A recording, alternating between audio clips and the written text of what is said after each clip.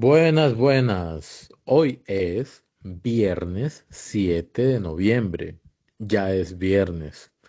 Han Ya. pasado 4 minutos desde que inició el viernes. Y este es Convergencia que se estrena hoy viernes a las 5 de la mañana. ¿Cómo está, Ana Cris?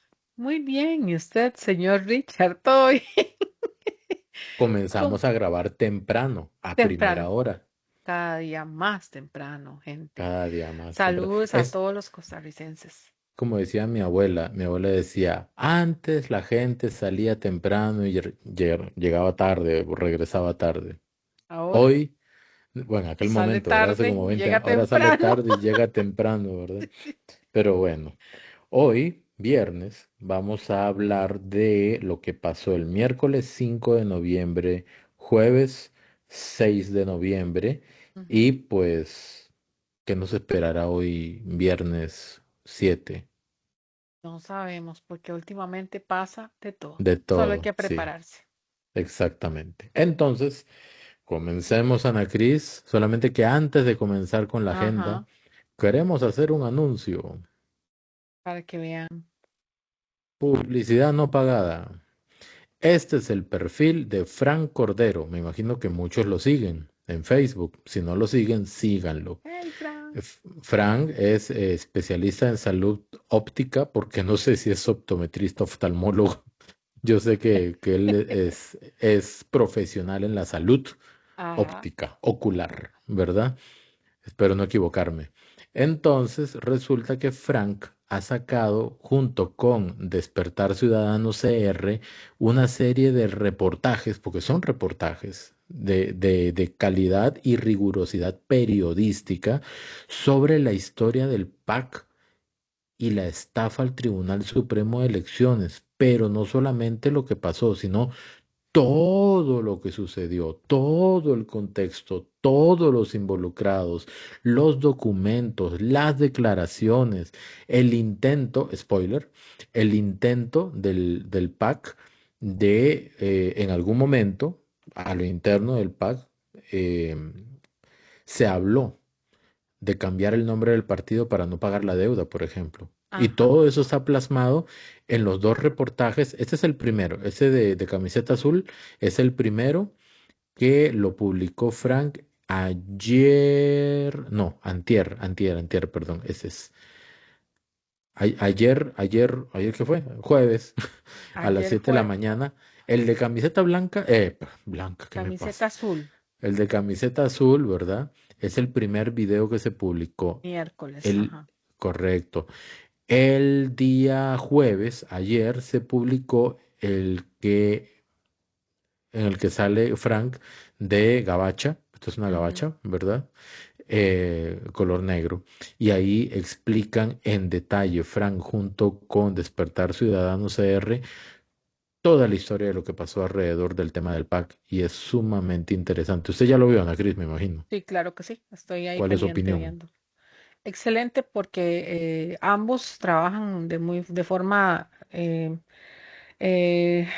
van de la mano. Es decir, porque Gary, Despertar Ciudadano, lo conozco porque en otro periodo de nuestra vida trabajamos con muchas investigaciones.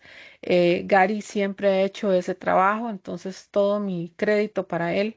Lo hace acuciosamente, es una persona muy acuciosa, muy detallista. Entonces, la obtención de ese material digital, porque muchas veces los documentos están en la red, pero el trabajo de ir a buscarlos, ¿verdad? Es un trabajo que hay que darse el tiempo porque hay que verificar muchas comisiones y algunas son de 3 horas o más. Entonces, ese trabajo de un extracto específico donde se hable algo específico que sirva para poner en contexto un reportaje y dárselos a ustedes, yo les doy mucho el crédito y ojalá que muchos valoren este trabajo que ambos están haciendo y que probablemente puedan venir cosas de diferentes compañeros o inclusive de nosotros mismos. Vamos a ver qué pasa, pero está muy interesante el trabajo. Hay está muy completo porque inclusive hablan de la comisión. Hubo una comisión especial específicamente ahí en la Asamblea Legislativa que discutió todo lo que tuvo que ver con esto. Y recuerden que ahí hubieron diferentes personajes que fueron a presentar pues testimonio al respecto y pues dieron muchos detalles sobre los diferentes preguntas que hicieron perdón, hubo hubo varias exposiciones de testimonios de los diferentes diputados. Entonces, con esto es para darle el crédito a todo el trabajo que están haciendo los compañeros y pues por supuesto invitarlos a que puedan verlo. Muy pronto vamos a hacer también el trabajo de traerlo a YouTube para que ustedes también puedan verlo acá en YouTube. Entonces, invitarlos a que puedan verlo. Está Sí, muy, pero muy bueno. yo quisiera agregar que desde el punto de vista periodístico, evidentemente, no solo los periodistas pueden hacer periodismo. Hay periodistas buenísimos, titulados. Hay personas con mucho talento en comunicación que pueden hacer un trabajo a la altura de la calidad periodística, ¿verdad? Que se requiere.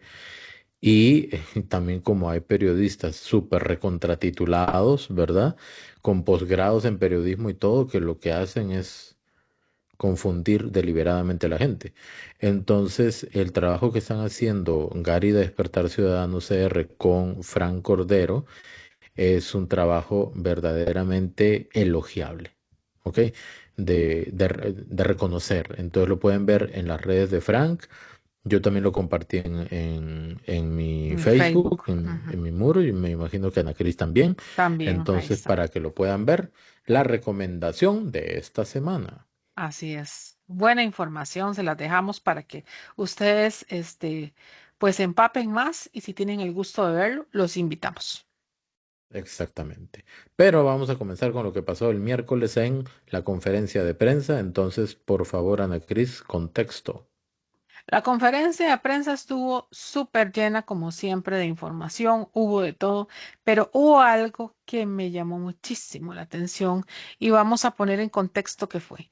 Aproximadamente 2 millones de dólares costarricenses costó el laudo que nos llevó como país a discutir el tema de crucitas. Específicamente, Industrias Infinito nos llevó a un laudo que eso fue al término general que nos costó. El presidente de la República pone en perspectiva quiénes fueron los responsables, da dos nombres específicos según lo que él dice. El primero es el señor Edgardo Araya, que por cierto ya lo hemos hablado acá. Él pronto va a ser candidato por el primer lugar por Alajuela, por el partido Frente Amplio. Y el segundo, él responsabiliza también al señor Óscar Arias Sánchez. Entonces, le consulta a la viceministra de Comercio Exterior cuánto nos había costado. Recuerden que en el tema de los laudos o los litigios internacionales en este sentido, ¿verdad? Tenía que ver con Procomer y un presupuesto que se toma específicamente de ese ministerio. Entonces, por eso es que le consulta a ella porque es la fuente directa para darle esa específica información. Sí. Nada más subrayar que un laudo, en términos estrictos, es como un arbitraje que tiene validez legal, ¿verdad? Es más o menos lo que va a tener que enfrentar Cristian Bulgarelli con el BCIE. Ah, exacto. Muy bien. Es un Buena comparación. arbitraje En internacional Francia. con validez legal. Pero obviamente cada uno tiene que invertir desde su lado para tener sus abogados y todo eso. Y pues costó $2 millones ese mal chistecito de este infinito, ¿verdad? Entonces vamos a escuchar el video.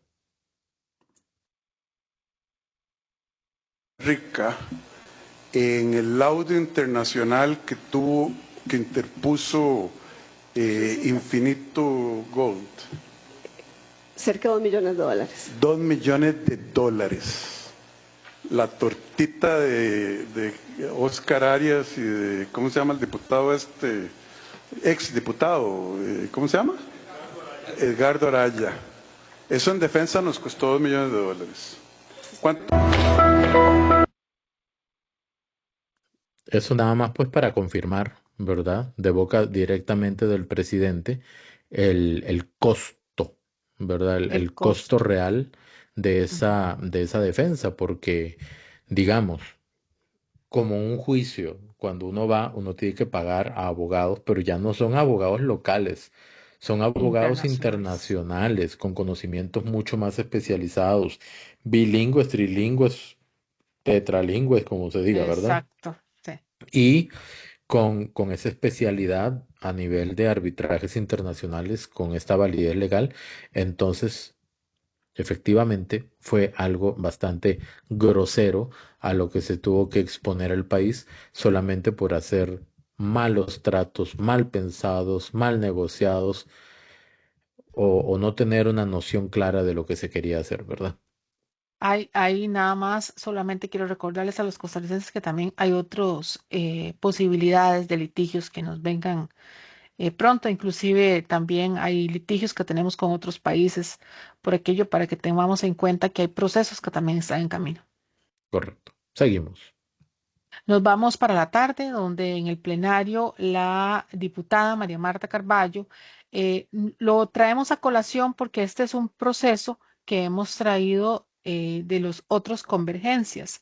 Recuerdan que habíamos hablado que el diputado Eli Feisel había presentado bueno, había conseguido las 10 firmas de los diputados para presentar la consulta de constitucionalidad sobre el tema de el proyecto de los medicamentos que trae a colación la diputada María Marta Carballo, que ha sido una de las proponentes.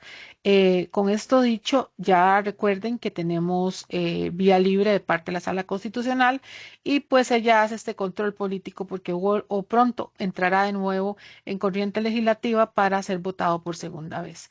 Entonces, en un extracto de 2 minutos aproximadamente, ella nos expone las necesidades de nuevo para recordarnos la importancia de este proyecto de ley. Yo quiero subrayar que la diputada María Marta Carballo, repito, ya lo dije en alguna otra oportunidad, es una de las mejores diputadas que ha tenido esta Asamblea Legislativa. Sus participaciones son vehementes, son directas, claras, muy bien fundamentadas. En lo que respecta a la caja y a medicamentos, ha tenido un desempeño revolucionario, impecable. Y el tema de los especialistas es algo que yo de verdad desearía sentarme a hablar con ella en una entrevista. Y el tema también de los medicamentos baratos. Entonces vamos a escuchar el video. Bueno, este proyecto de medicamentos es un buen ejemplo de que cuando nos ponemos de acuerdo, cuando trabajamos con responsabilidad, poniendo al costarricense de primero, se logran estos resultados. Porque este proyecto de ley no es solamente de María Marta Carballo. Este proyecto de ley que logrará bajar el precio de los medicamentos no es solo de la fracción unidad. Este proyecto es de todas las fracciones que aportaron para que el texto que vamos a conocer en segundo debate sea un texto depurado, que realmente logre impactar el precio de los medicamentos. Los estudios de SIMPE, de la UNA, del MEC, de Coprocom y de la OCDE demuestran que más del 80% de los productos farmacéuticos que venden en el país no tienen competencia efectiva. Pagamos entre 3 a 10 veces más que otros países. Un informe del MEC señala causas estructurales, los contratos de exclusividad regulados en este proyecto. Falta de información también están en este proyecto. Y el último, pero medular, el precio de referencia, porque los grandes laboratorios nos venden a los costarricenses al precio que a ellos les da la gana, para decirlo en franco español y se entienda bien. Este proyecto nace precisamente de esta realidad, no fue una ocurrencia, es un trabajo técnico, un trabajo riguroso. Superó 124 mociones en comisión y 80 reiteraciones, pero también se escucharon a los sectores y, como dije anteriormente, se escucharon a las diferentes fracciones. El único propósito del proyecto de medicamentos es abrir el mercado, que exista una verdadera competencia, garantizar que el consumidor tenga información a la mano, información clara y veraz, y sobre todo el acceso a medicamentos a precio racional y que puedan ellos tener calidad de vida. Las principales herramientas es la homologación de registros sanitarios, importación paralela, el observatorio de precios, prohibición de contratos de exclusividad, que aunque el COPROCOM lo ha señalado, se siguen dando a diestra y siniestra en este país. La Comisión Nacional de Precio de Medicamentos, que va a estar conformada por el sector público y el sector privado. Este es un trabajo realmente concienzudo y en equilibrio, y esta comisión se encargará de hacer un análisis, ver precios de referencia y, basados en la evidencia, determinar un precio de referencia. Y repito, no es un trabajo antojadizo, es producto de la investigación. Esto no es una ocurrencia. De repente yo creo que aquí la diputada María Marta Carballo hizo ya una aclaración amplia. Es algo muy técnico, ¿ok? Ujú. O sea, traer medicamentos al país implica hacer un montón de negociaciones, tanto de cuánto está ofreciendo como precio base o precio de referencia, digamos, el laboratorio internacional. ¿Por qué establece ese precio de referencia? ¿Por qué en Costa Rica los medicamentos valen de 3 a 10 veces más que en Es otros una barbaridad. países? Sí. ¿Será que, bueno, yo sé que y entiendo que Costa Rica a nivel internacional tiene una muy buena fama a nivel del poder adquisitivo, los indicadores económicos, etcétera? O sea, hay países en Latinoamérica que es algo verdaderamente triste ver la economía como la tienen, la informalidad, los niveles de pobreza. Si uno ha tenido la oportunidad de ir a algunos países de Sudamérica especialmente, uno puede observar eso de primera mano. Pero si eso sirve para que las empresas internacionales digan, ah, ellos tienen más plata, pueden pagar más, Pueden pagar más. entonces no tiene mucho sentido. Y lo que dice, en resumidas cuentas, la diputada María Marta Carballo es que lo que desean es variar toda la fórmula de cálculo de precios de los medicamentos para que sean más accesibles por la gente, ¿verdad? Sí, totalmente, ya es un sentido completamente social, es de justicia, hay un recálculo. Lo que dice Richard pues es así, pero no ha sido justificación porque precisamente en países de Europa hubo un recambio, ¿verdad? En el costo de los medicamentos, e inclusive tuvieron que darle, inclusive en países europeos completamente, Alemania y otros tuvieron que tener una lucha también con el tema de las farmacéuticas. Entonces, no va a ser el primer país que va a tener que darle vuelta a estos costos, ¿verdad? Que hemos tenido a lo largo del tiempo, pero precisamente yo creo que el que va a salir pues más bien librado va a ser el consumidor. Y con esto esperamos ahora la votación del segundo debate, que eso es lo que vamos a estar verificando cuándo lo van a poner en agenda, porque esto es de gran importancia. Y ahora nos vamos precisamente a la presentación del señor Rogelio, perdón, no sé por qué siempre le digo Rogelio, perdónenme, el señor Roger Madrigal López es el presidente del Banco Central de Costa Rica. Acá él se presenta en la Asamblea Legislativa, precisamente hace una presentación de cuentas sobre cómo se encontraba el estado económico del país, cuáles son los indicadores, por qué se dio, cómo controló, cómo intervino el Banco Central de Costa Rica. Inclusive hubieron varias preguntas, intercambios entre varias diputaciones, sobre todo interesados con el tema, entre otros, del tipo de cambio, la inflación, etcétera, etcétera, etcétera, y cómo estamos comparativamente hablando con otros países. Veamos este video de la señora Pilar Cisneros Gallo, que nos ilustra precisamente cuáles son algunas de las conclusiones del señor presidente del Banco Central de Costa Rica.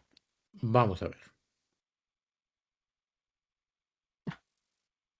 Solo buenas noticias costarricenses. Usted sabe la maravilla de recibir aquí al presidente del Banco Central de Costa Rica, Roger Madrigal, para que nos diga solo cosas buenas. Sigue bajando la tasa de desempleo. Más compatriotas tienen hoy un buen trabajo y eso es una noticia para celebrar. Pero además, nuestra economía crecerá más de lo esperado, 4.2%. Vuelan las exportaciones. vuela la inversión extranjera directa. En eso hemos roto récords año tras año tras año. La tasa de interés, cuando nosotros entramos al gobierno, estaba en un 9%, hoy está en un 3.5%. Y así, por ejemplo, hemos logrado aumentar nuestras reservas internacionales, 16.000 millones de dólares, y la recibimos en menos de 3.000 millones. ¿Esto qué quiere decir, costarricense? Que si la economía está bien, el país está bien. Si el país está bien, usted y su familia está bien. Y créanme que es cierto lo que dice el presidente Chávez, lo mejor está por venir. Solo buenas noticias. Yo en muchas ocasiones he tenido discusiones respetuosas con personas cuando les digo que al final de cuentas para gobernar un país todo parte de la plata, Ujú. ¿verdad?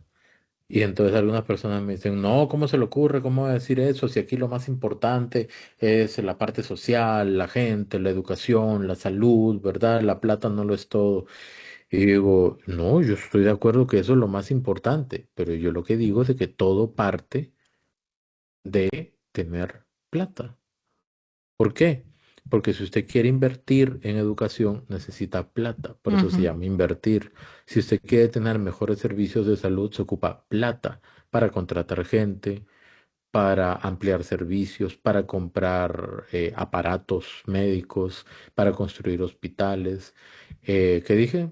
Salud, educación. Salud, educación, social, En la parte social, si infraestructura. usted quiere hacer viviendas de bien social, sacar a las personas de precarios para que puedan vivir de una manera mejor, ¿verdad? Cumpliendo ciertos requisitos y estándares, entonces, bien, pero se ocupa plata. Nadie regala el cemento, la varilla, nada, nada se regala.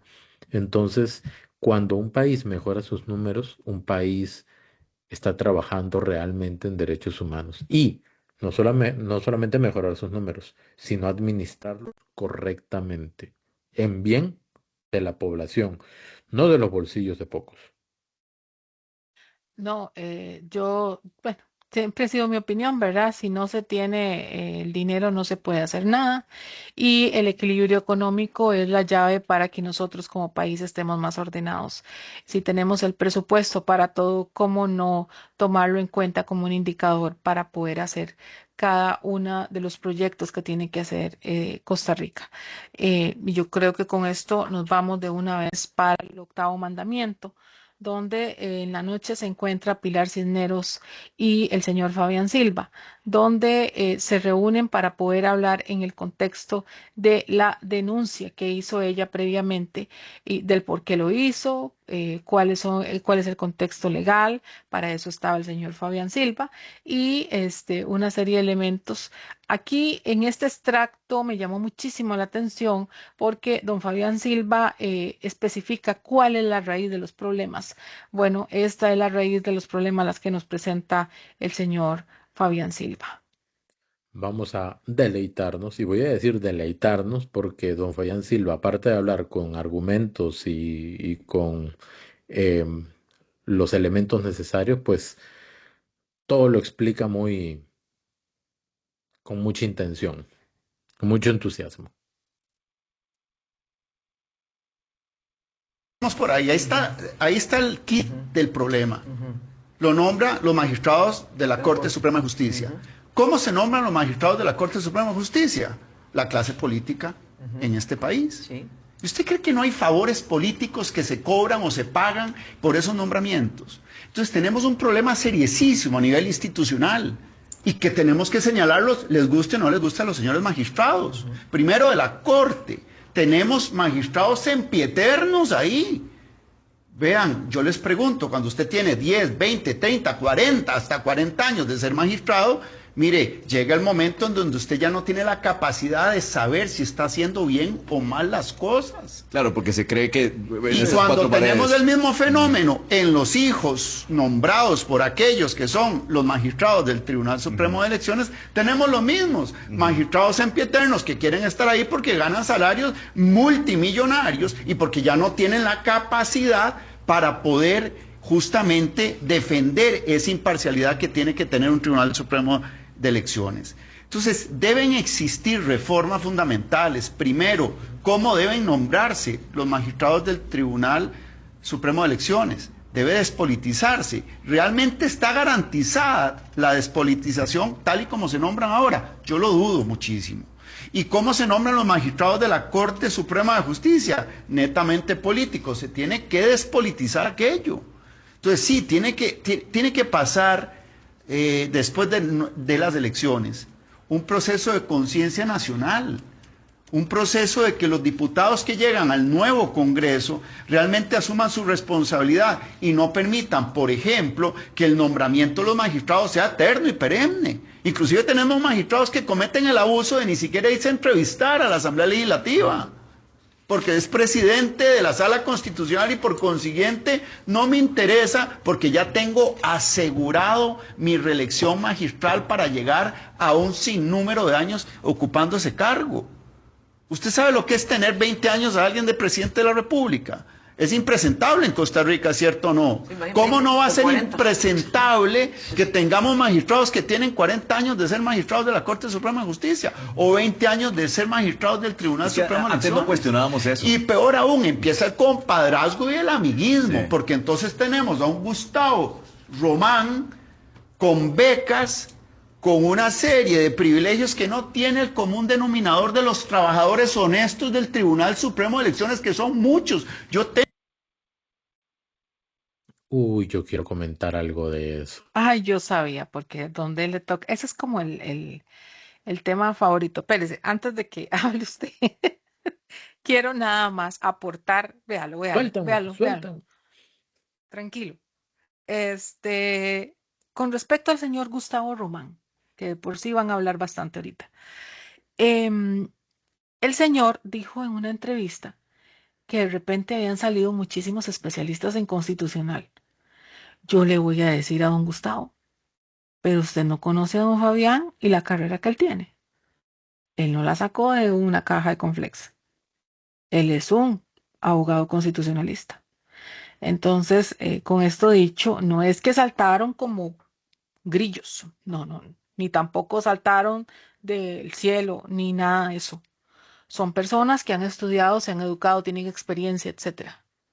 Así como la tiene usted, y es tan respetable como cualquier ser humano. Entonces, ante todo, siento yo que el respeto y no hacer ver como que una persona está sobre otra o una experiencia está sobre otra o porque hayas trabajado en un lugar está sobre otro. También son litigantes, especialistas que trabajan en esto, son estudiosos de la Constitución y también tienen derecho, obviamente, a exponer sus argumentos. Yo no puedo, yo puedo opinar porque tengo la libertad de hacerlo sobre el tema que yo quiera. Otra cosa es que tenga razón. Otra cosa es la profundidad de mi opinión sobre una materia que no es mi especialidad. Pero lo que yo no debo hacer, y en la misma línea de lo que está diciendo Ana Cris, yo no puedo ser tan irrespetuoso, arrogante, soberbio, como para ningunear de alguna manera a una persona que tiene un conocimiento especializado del cual yo carezco. Porque yo no puedo decir, ay, ahora aparecieron, brotan por donde sea abogados constitucionalistas.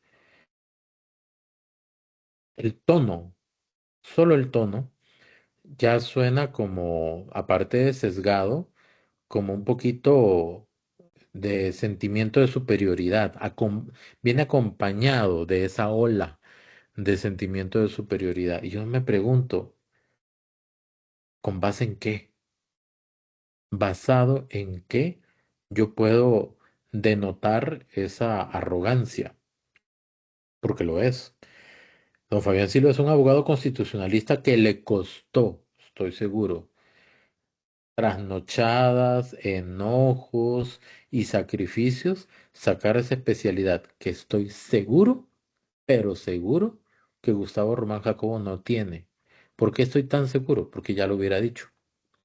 Y no solamente eso, se notaría en la construcción de sus argumentos. Sí. Entonces, recuerdo, lo que iba a decir ahora sí, recuerdo que en alguna oportunidad la magistrada, creo que fue la de la sala tercera, ¿cómo se llama? Patricia Solano. Patricia Solano, creo que fue, quien dijo Ujú, en una reunión en la Corte Plena, donde están los 22 magistrados, perdón, se me ujú. está trabando la lengua ahí, dijo que el Tribunal Supremo de Elecciones había tenido una muy buena experiencia preparando a alguien en comunicación y política, y que lo mandaron a España a prepararse incluso, ¿verdad? Y que les ha dado muy buenos resultados. ¿Se refería a Gustavo Román Jacobo? ¿Será? No sé Y si han un mandado a más silencio, gente a España, y un ¿verdad? silencio corre aquí. Porque yo, de verdad, a mí se me dilatan las pupilas de solamente pensar, ¿se refería a Gustavo Román Jacobo? Yo le digo con toda sinceridad, mucho del revuelo que hay alrededor del Tribunal Supremo de Elecciones es en parte a las declaraciones que ha emitido el señor Gustavo Román Jacobo, tal es así que ahora él mismo tiene una denuncia de beligerancia política encima, dos denuncias de beligerancia política encima por Política. emitir criterios aparentemente parcializados, y digo aparentemente porque no soy quien para definir eso, pero aparentemente parcializados por las críticas que ha hecho el gobierno, siendo que como vocero del tribunal debería tener una posición 1000% neutral y no emitir ese tipo de valoraciones subjetivas, sesgadas, parcializadas y politizadas, porque solamente el hecho de criticar a un gobierno, ya eso significa que tiene una posición política y la puede tener, pero como miembro, vocero oficial de un ente como el Tribunal Supremo de Elecciones no debería decirla. Entonces, de verdad, si el tribunal insiste en sostener, yo no digo que lo despidan, pero ese señor no puede ser vocero. La nombren a quien sea, pero ese señor no puede ser vocero, no está contribuyendo a aclarar y a tranquilizar a la gente, todo lo contrario, Todo tal lo es contrario. así que ahora, repito, subrayo, negrita y cursiva, ¿verdad? Que tiene dos denuncias por beligerancia política. ¿Se imagina lo que es que un miembro del Tribunal Supremo de Elecciones tenga una denuncia por parcialidad política o beligerancia política? Ya, eso es el colmo. Es como que un dentista esté lleno de caries. ¿En serio? Y lo que sí quería decir con respecto a lo que indica don Fabián Silva, y creo que doña Pilar lo ha hecho en algún momento. ¿Por qué los magistrados tienen periodos de 8 años y se pueden reelegir inmediatamente, salvo que se consigan 38 votos para que eso no suceda? Y los presidentes no se podían reelegir. Vean lo curioso. No sé qué tienen con el número 8. No sé qué pasó con el número 8, o si es que los constituyentes veían futurísticamente el Chavo del 8 qué cosa, ¿verdad? Pero los magistrados pueden estar 8 años y reelegirse por 8 años más y por 8 años más, casi que inmediatamente pasar una vida entera si uno no puede evaluar el rendimiento de esa persona a lo largo de Ujú. 4 décadas. Pero el presidente de la República primero no se podía reelegir y cuando se puede reelegir le dicen que tiene que esperar 8 años. ¿Qué tienen con el 8? ¿Qué tiene de especial el 8? No entiendo. Entonces, ¿no es que todos somos iguales? ¿No es que no hay ticos con corona? Y tenemos magistrados eternos, mientras que los presidentes, que sí son elegidos por el pueblo, porque a los magistrados no los elige el pueblo. Sí, sí, que los eligen los diputados que van en representación del pueblo, sí, pero no es la misma cosa, ¿ok? Entonces, los magistrados sí pueden y el presidente no. Como que la cancha no está igual de pareja para todos. Un desequilibrio, definitivamente. Y nos vamos ahora con la Comisión de Asuntos Sociales costarricenses. Esto es importante y nos atañe mucho porque resulta que se archivó un proyecto de ley muy importante ahorita lo vamos a escuchar en un control político, pero quiero ponerles en contexto. El proyecto es el del Poder Ejecutivo, es el expediente 24.786. Fue enterrado por 6 votos en contra. Solo la diputada oficialista Ada Acuña lo votó a favor. Adiós al tope de 1.7 millones. El objetivo de la iniciativa era terminar con las conocidas como pensiones de lujo. Buscaba limitar todas las jubilaciones al monto máximo del régimen de la caja. Dice, ese tope equivale aproximadamente a 1.7 millones de colones. El proyecto incluía los regímenes del Poder Judicial y del Magisterio. La diputada independiente Gloria Navas votó en contra. Ella indicó allí en la comisión, dice, que este texto va a confundir y podría afectar los derechos jurídicos ya establecidos. La diputada Cintia Córdoba afirmó que el proyecto no tiene viabilidad política. Las cifras millonarias sin control. El Poder Ejecutivo presentó estos datos para justificar la necesidad del tope.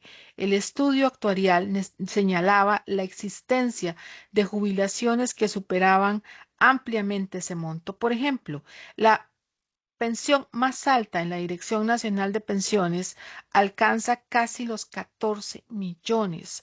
Un total de 916 pensiones del DNP superan el tope del IBM. El Magisterio Nacional, la pensión más alta es de casi 15 millones. Además de 3.911 jubilaciones del Magisterio superan el tope de la caja. El archivado de este proyecto genera debates sobre la injusticia y la sostenibilidad de los regímenes de pensiones. Las declaraciones y datos citados provienen de fuentes públicas. Dicho esto, vamos a ver el control político de la señora Ada Acuña, que termina de darnos en contexto qué fue lo que pasó en esa comisión de sociales y por qué precisamente, o cuál, mejor dicho, era el objetivo de perseguir este proyecto de ley. Nada más 2 términos que usted mencionó ahí, lo que dijo doña Gloria Navas, dice que ese proyecto puede confundir y violar derechos jurídicos. Así fue, ¿verdad? Que usted dijo. Sí. Derechos jurídicos que crean injusticias legales. ¿Por qué unos tienen derecho a una pensión de 14, 15 millones y otros a una pensión de 1.600.000, 1.700.000, habiendo cotizado para poder recibir mucho más? ¿Por qué? ¿Qué tan solvente es el sistema para que aguante ese tipo de pensiones y cuánto debió haber cotizado esa persona para recibir esa pensión así? ¿Y por qué Gloria Navas defiende esa disparidad tan grosera y vulgar entre diferentes pensiones? Y el otro punto que dijo la diputada Cintia Córdoba, que yo cuando usted dijo Cintia Córdoba dije voy a poner atención, de repente dijo algo interesante, ¿verdad? Y dice que no tiene viabilidad política. ¿Cómo se come esa vaina? ¿Qué es viabilidad política? Eso es cuántas personas están de acuerdo en votarlo. Y si lo votan en contra, ¿por qué? ¿A quién defienden? ¿A quién no están defendiendo y a quién sí están defendiendo? Ahora, si se refería a eso, ¿verdad? No sé si se refería a eso o qué es viabilidad política para la diputada. Para la diputada Cintia Córdoba. No sé, la verdad. Vamos a escuchar a doña Ada.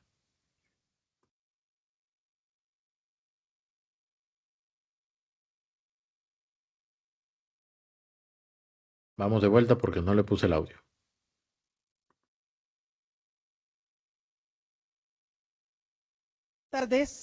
Buenas tardes, costarricenses y compañeros de la Asamblea Legislativa.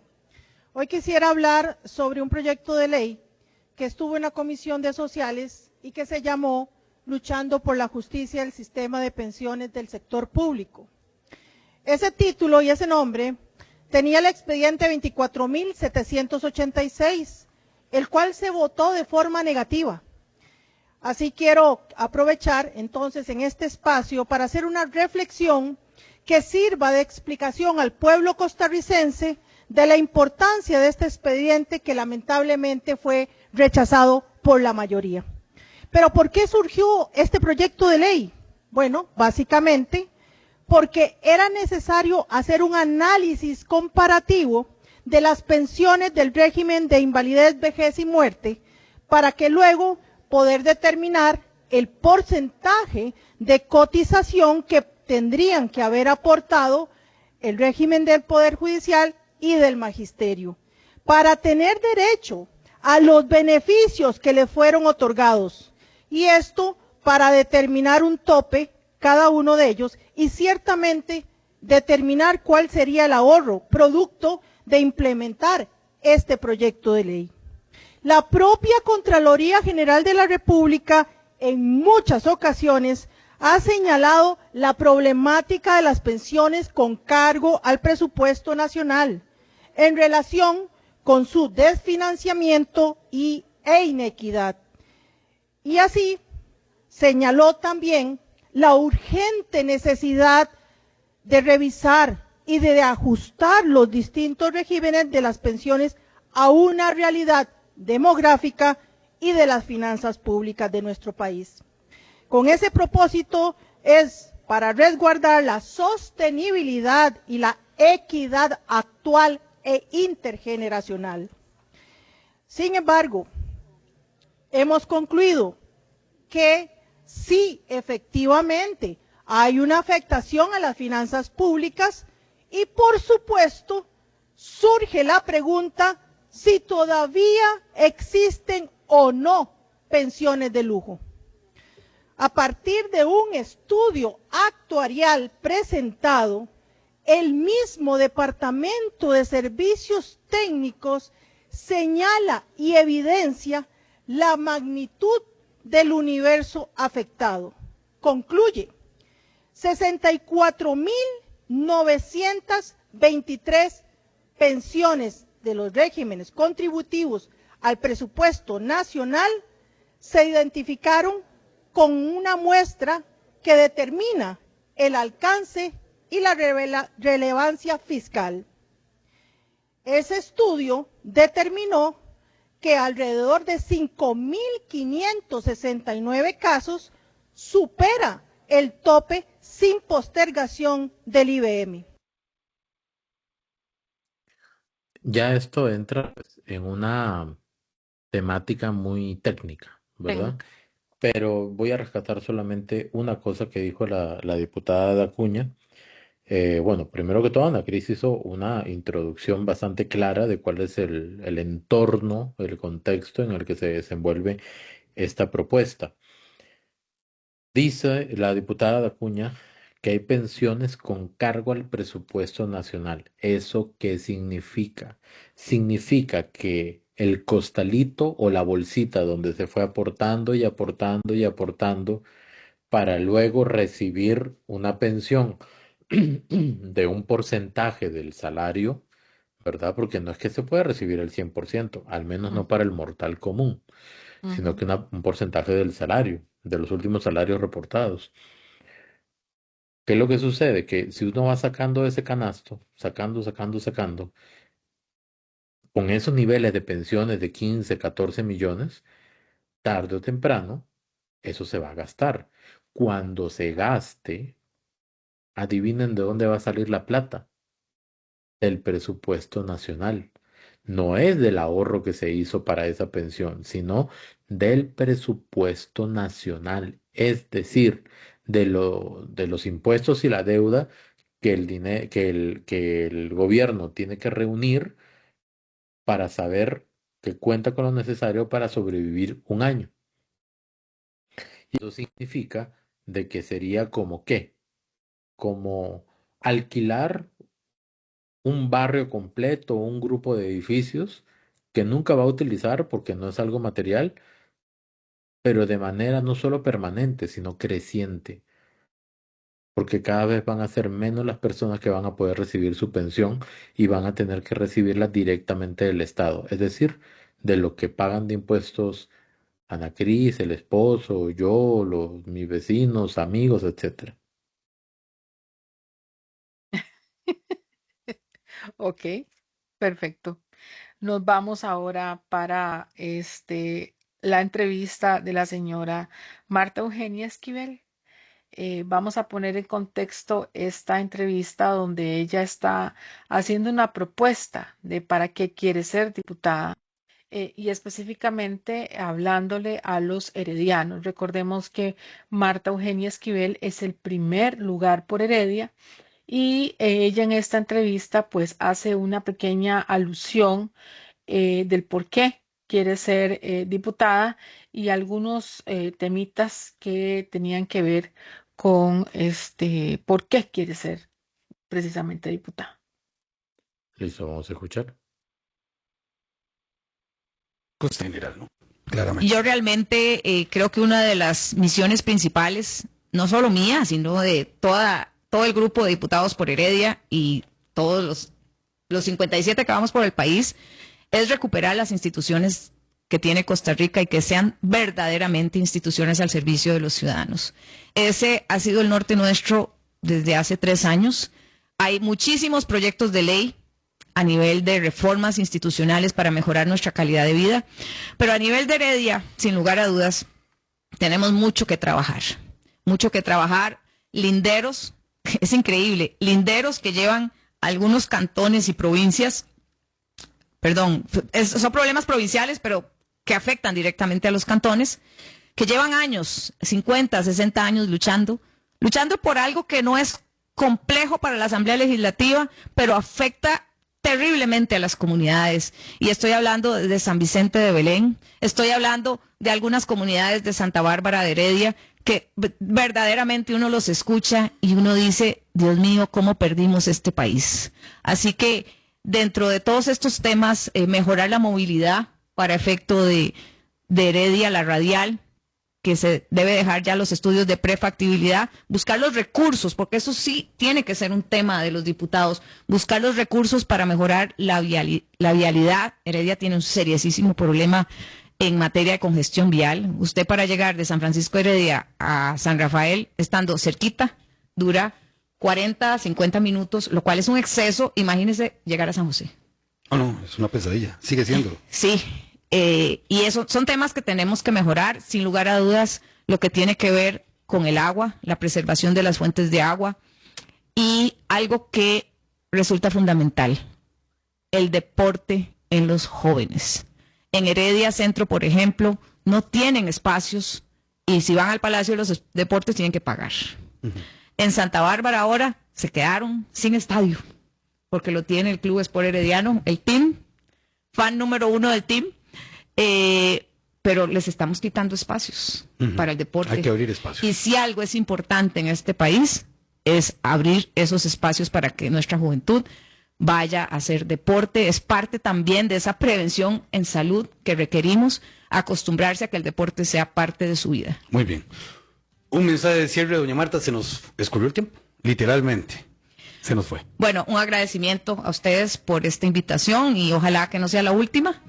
Realmente yo creo que estos espacios son importantísimos y bueno, sin lugar a dudas, pedirles su apoyo. Este es un movimiento cívico, es un movimiento por el país, más allá de un partido político. Queremos un cambio donde el ciudadano sea parte, tanto en la parte activa como en recibir todos los beneficios para este país tan maravilloso. Que Dios nos guarde y muchas bendiciones a todos ustedes. Muy bien. El tema de la movilidad en Heredia siempre ha sido, bueno, con el paso del tiempo ha sido una problemática cada vez más grande, ¿verdad? Entrar y salir de Heredia a veces es un verdadero reto y uno deja parte de la vida ahí, pero también hay que entender algo, o sea, es muy difícil desarrollar proyectos o tomar decisiones que hagan un cambio inmediato, Sí. más cuando entendemos todos que las calles por donde hoy transitamos, el ancho de las calles, el tamaño de las calles, fue calculado, su creación fue calculada hace 40, 50, 60, 70 años. No tenían ni idea de la cantidad de vehículos que iban a haber el día de hoy en San José, Heredia, La Juela y y todo el Valle Central, que es donde hay presas realmente. Entonces, creo que Totalmente. en cualquiera de los casos no se puede esperar un proyecto que sane todo mágicamente. Va a tener que ser una serie de esfuerzos, proyectos, voluntades para que se pueda hacer un cambio cultural que incluso ayude también a ese tema, pero doña Marta Esquivel lo tiene ahí presente. Usted es herediana. ¿Usted qué opina de lo que dijo doña Marta Esquivel? Bueno, yo creo que Heredia es un embudo. Entonces, el casco central herediano es muy pequeño y la entrada es sumamente pequeña para la cantidad de vehículos que hay acá. Y ya eso es un problema de ya muchos años. De hecho, yo creo que va a ser una constante. Aquí lo que va a ser es como una reorganización vial, una cosa así. Y como crítica constructiva, voy a aportar algo, no sé si algún herediano estará de acuerdo conmigo. Tenemos un gobierno local que quiere aportarnos un bulevar en el medio de una de las avenidas que queda entre el parque y el frente del Fortín. Esa es como la zona patrimonial de la zona herediana. Y esto, con estas presas que hay ahorita, lo que va a hacer es un embudo peor, ¿verdad? Hay mucha gente que está en contra de eso.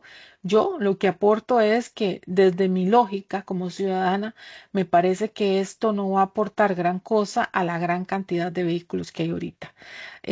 Heredia tiene muchos problemas en el tema de agua y otros, pero yo creo que afortunadamente tenemos por ahí a Marta y a Juan Manuel y otras diputaciones que también están aportando. Por cierto, hoy hubo precisamente, bueno, no, ayer, perdón, en Amelia Rueda hubo una conversación precisamente de varias diputaciones de Heredia, así que se las recomiendo, vayan y búsquenla. No se las puse porque salió mal ahí algo en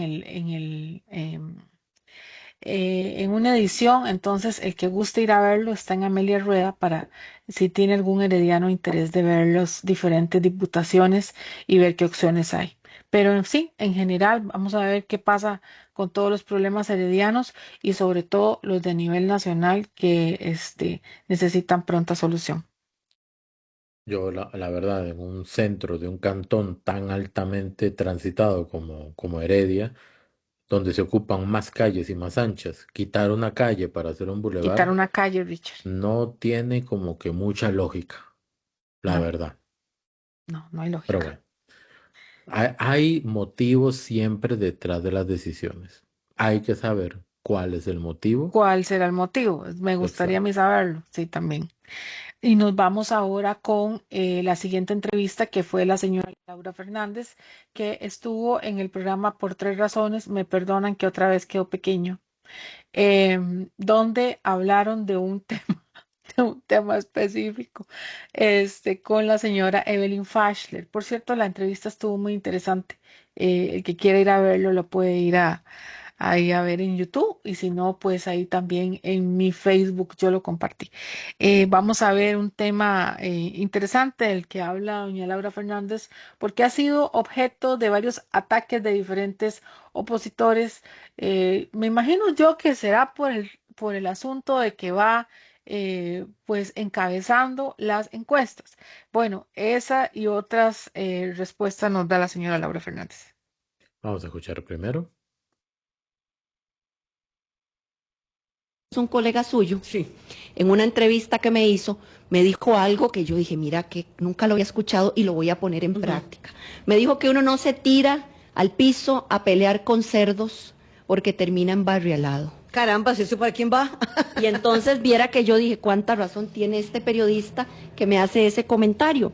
Y la verdad es que... ¿Va por casualidad para alguno de sus contrincantes? No, si alguno se siente aludido, pero yo no voy a ir a revolcarme con ningún cerdo porque no estoy dispuesta a embarrialarme. El pueblo de Costa Rica quiere de mí otra cosa. Suficiente. ¿Y qué le va a decir qué hacer? ¿Qué responde usted a ese ataque, a ese señalamiento constante? Mire, si yo me dedicara a contestarle todas las sandeces que Natalia Díaz dice, Luis Amador, el otro señor, la otra señora, no tendría tiempo para trabajar. Le voy a decir algo, el pueblo de Costa Rica hoy está requiriendo de política de altura, de propuestas, de planes, de programas, de proyectos, de gente que quiera escuchar y resolver. Y eso es en lo que yo estoy concentrada. Ahora bien, hay ataques que son absolutamente mentiras, hay audios creados con inteligencia artificial que son completamente falsos, hasta es que perder. Y sobre el tema que me dice de que si yo soy una marioneta del presidente Chávez... Con respeto se lo digo, ¿verdad? Sí. Porque de verdad que a todos les he dicho, los que han pasado por aquí, lo que se dice de ellos, Claro. lo que no se dice. Claro, vea, lo primero que le voy a decir es que don Rodrigo Chávez y yo somos personas diferentes. Yo tendría que crecer 3 cabezas y salirme barba para parecerme a Rodrigo Chávez. El presidente Chávez y yo tenemos una visión compartida de lo que queremos para Costa Rica. Tenemos una visión compartida de a dónde queremos llevar y cómo queremos resolver los problemas públicos de Costa Rica. El presidente Rodrigo Chávez, después de entrevistarme, me dio el cargo de ministra de Planificación. Adicionalmente, después me dio el recargo de ministra de la Presidencia. Y adicionalmente, como si eso fuera poco, ser ministra de 2 cosas, me nombró delante de todos mis compañeros, ministros y presidentes ejecutivos, como la jefe de su gabinete, la primera persona en la cual el presidente Chávez dio esa responsabilidad. Entonces, las personas que quieren atacarme diciendo que yo soy una marioneta del presidente Chávez, no, señores, yo lo que soy es una persona servidora de este país que con valentía, con ánimo, con entusiasmo, con capacidad asumido al lado del presidente muchos de los retos que tiene Costa Rica. ¿O usted por qué cree que doña Pilar Cisneros camina conmigo en las giras en esta campaña? ¿O por qué usted cree que yo fui quien tomó la estafeta del presidente Chávez? Yo sé que eso le duele a otros candidatos que también estuvieron en el gabinete y que salieron por la puerta de atrás, pero bueno, aquí se trata de servir a Costa Rica de la mejor manera posible y yo no voy a caer en la trampa ni en la tentación de estar invirtiendo recursos.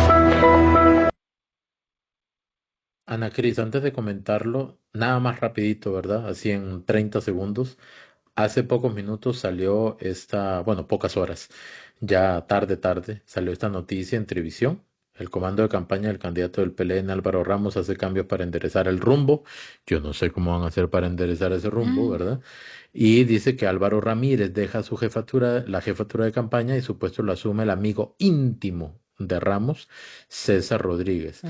Si este señor salió de la jefatura de campaña es porque se dieron cuenta que la campaña no va ni para adelante ni para atrás, ¿verdad? Como dice la canción, para adelante, para atrás, para Por adelante, para atrás. cierto, para poner en contexto, Álvaro Ramírez es el primer lugar por San José Exacto. de el Partido de Liberación Nacional, para que, por cierto, estuvo hace poco con Nogui y la señora Gordienko en como una especie de intercambio y una reunión de palabras para los primeros lugares por San José. Solo para que la gente ponérselos en contexto. Ahí está el señor Álvaro. Sí, Bueno, y y esa esa es la nueva decisión, información. ok. Casi a las 10 de la noche sale esa nota en La Ujú. Nación, ¿verdad? De ayer jueves. Y dice el candidato presidencial, Álvaro Ramos, cambió su jefatura de campaña. Ahora es César Rodríguez Barrantes, educador con formación en Derecho y Comunicación. El 16 de octubre, el profesional publicó en Facebook que en 2 semanas dejaría su colegio, donde daba clases, me imagino, y su vida tranquila en las montañas de Ojancha, en Guanacaste. Y aquí está el señor, ¿verdad? Bastante grandote, por cierto. Este, y no he dicho nada malo, ¿ah? Nada más digo que es No, no, alto. no, no, Ah, no, bueno. nada que ver, nada que ver. Y pues bueno, yo honestamente no sé, la verdad, esas decisiones, pero ya eso es cuestión de don Álvaro Ramos. Nada más como para mencionarlo, porque eso Como acaba última de hora salir, para que lo ¿verdad? tengan en cuenta esa información presente, porque es parte también de la política. Y con Exacto. respecto a doña Laura Fernández. Ahora sí, vamos a ver con doña Laura. Yo tengo 3 puntitos nada más. Ujú, Dice, número 1.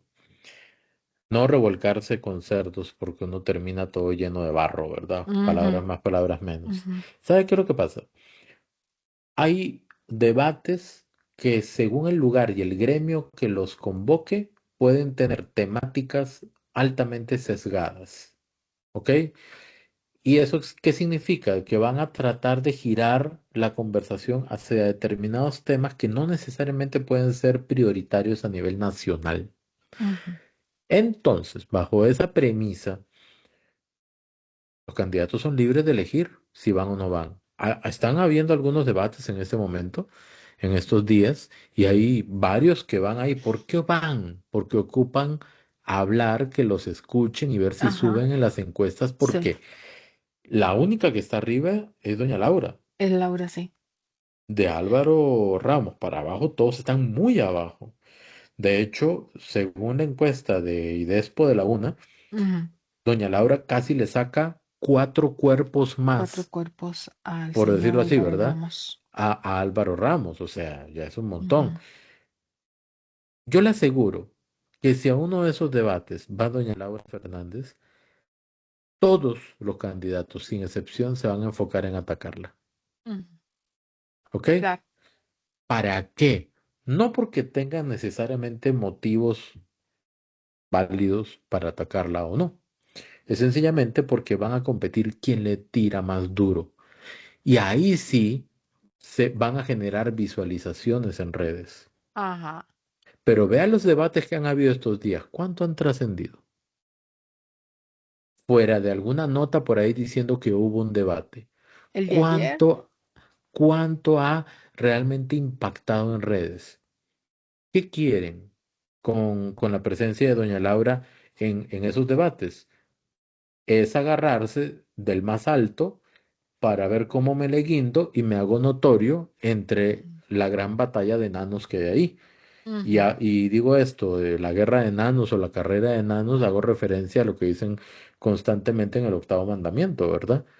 Una persona con mucha popularidad y un montón bajitos. De enanos Del punto bajitos. número uno. O sea, en otras palabras, se le quieren guindar a la popularidad. Y eso sería lo más normal desde la estrategia. Por eso reclaman que por qué no va doña Laura.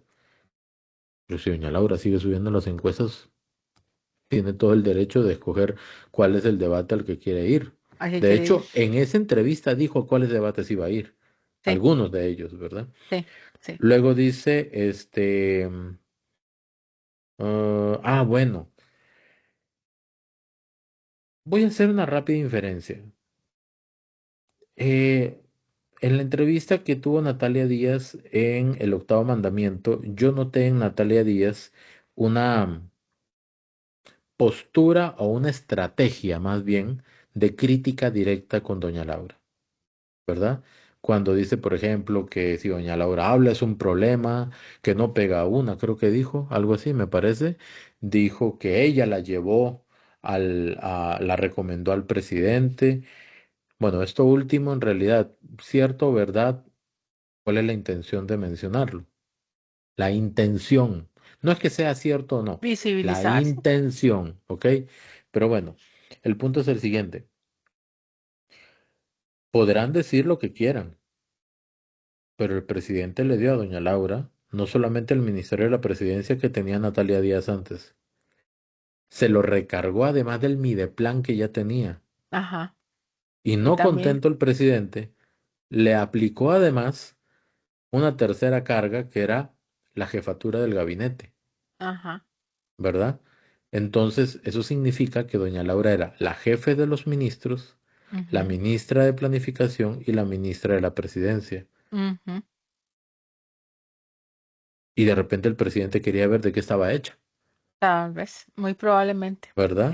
Y de ahí doña Laura decide en su momento renunciar y posteriormente a su renuncia decide postularse a la presidencia. Pero eso es parte de su currículum. Entonces, los que se oponen a ella podrán decir varias cosas, pero este antecedente es muy válido. Y finalmente, habla que tiene la confianza de mucha gente y de doña Pilar. Ujú.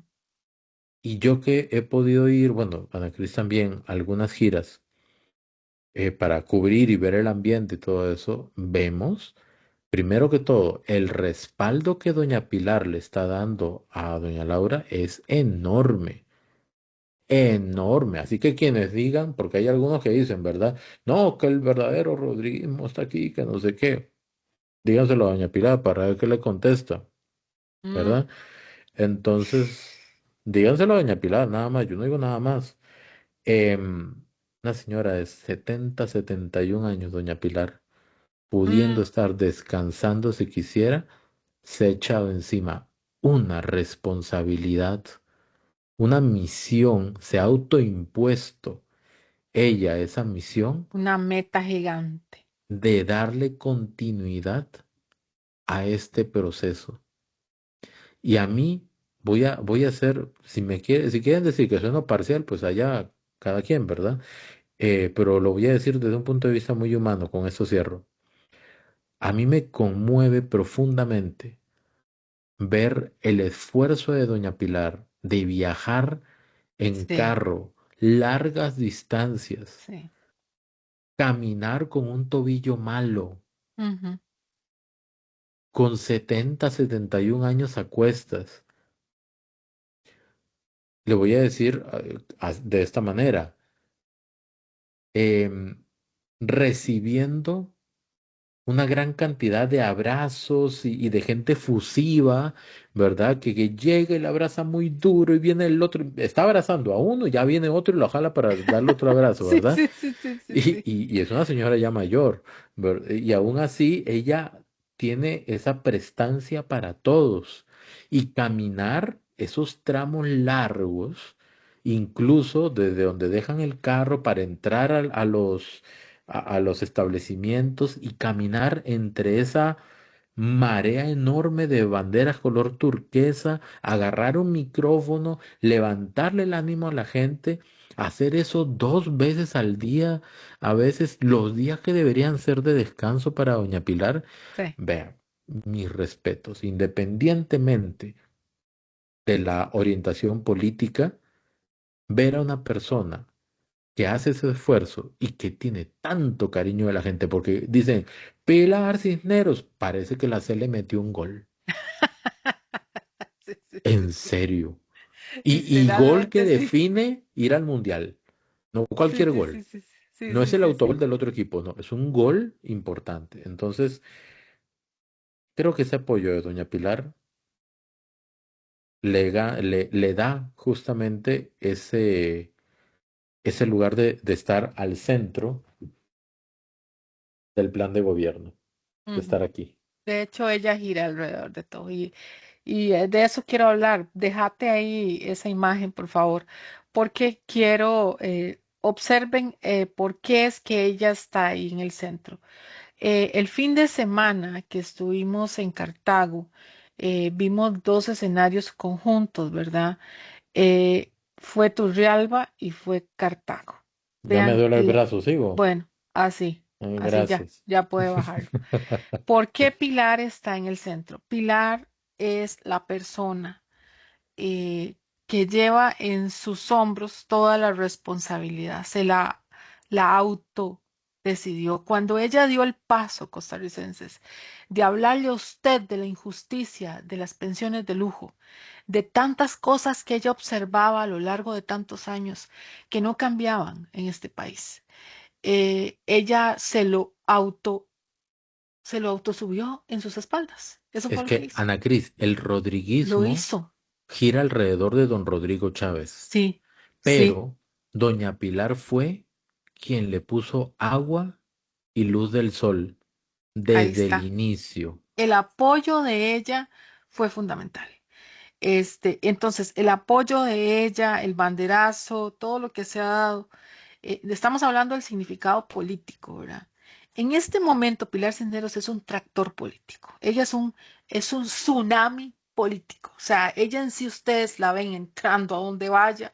Ella, todo el mundo la conoce, todo el mundo sabe quién es, todo el mundo la respeta, desde el político más grande hasta el más pequeñito, Más desde allá, la todos los adoran. diputados, y exacto, y más que los diputados, el pueblo la ama, la respeta, ella se lo ha ganado, ella le dice la verdad a usted en las cámaras. Entonces, a mí me sorprendió muchísimo el fin de semana de las cosas que vi, es el fenómeno Pilar Cisneros.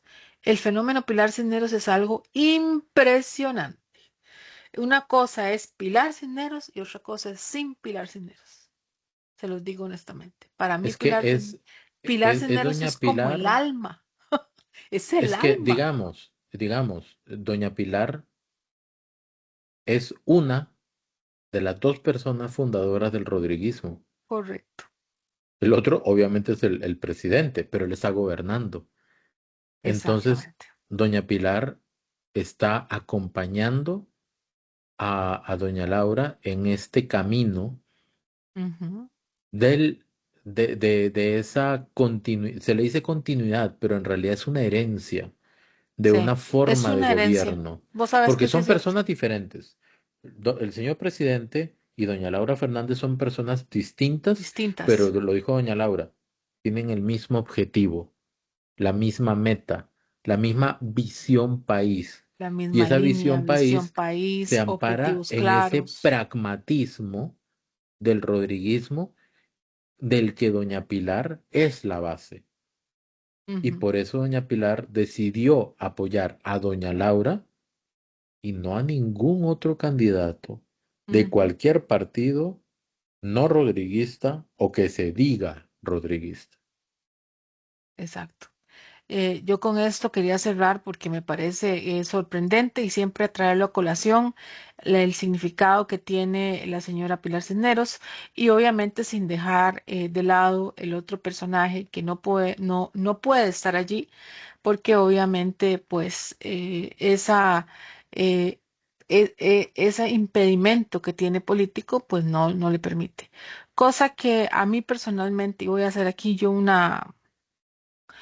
un comentario muy personal, y es que si sucede en otros países, ¿por qué no puede suceder aquí? Creo que en Costa Rica hay una injusticia, el hecho que el presidente de la República no pueda hablar, no pueda decir, al final es un ciudadano costarricense, y en este país hay diputados que son candidatos a la presidencia. Inclusive, en este momento hay un diputado que está siendo pues llamado a cuentas. Hay unas denuncias con respecto al señor Francisco Nicolás, ya fue presentado por Central Noticias por el uso de recursos públicos, llamadas en horarios de trabajo de parte de asistentes y otros. Ahí está en las investigaciones de Central Noticias con las pruebas del caso, obviamente, como siempre. Muy buen trabajo, por cierto.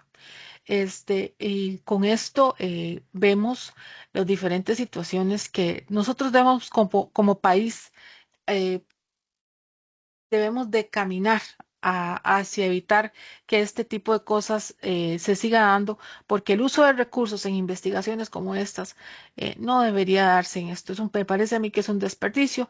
Al final todos somos ciudadanos y todos tenemos derecho a elegir y también a ser elegidos.